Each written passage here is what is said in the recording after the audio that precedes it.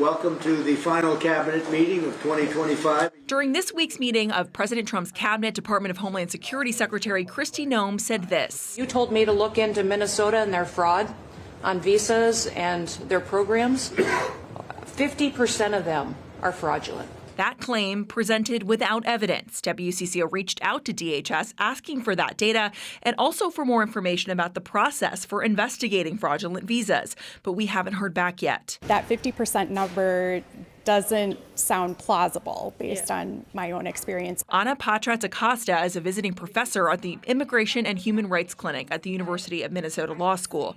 She's worked as an immigration attorney for 2 decades. I think before kind of like giving any credence to those numbers, I really would want to see more specific data from the Department of Homeland Security to substantiate those allegations. In September, U.S. Citizenship and Immigration Services announced an operation in the Twin Cities looking at 1,000 cases of potential immigration fraud.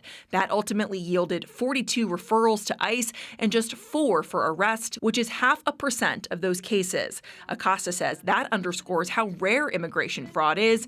The penalties for doing so are serious. If you file an application that is fraudulent, it results in a bar in you being able to get any other immigration benefits in the future.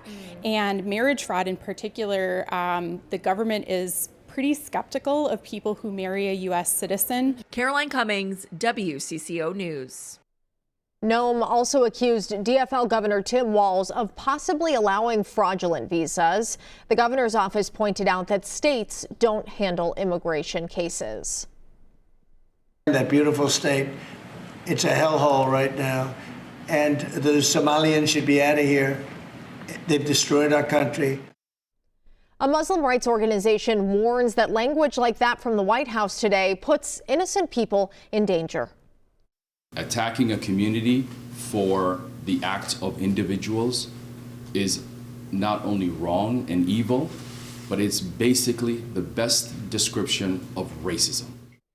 CARE Minnesota today condemned President Trump calling Somalis garbage. The group blasted what it called a troubling increase in immigration enforcement driven by politics.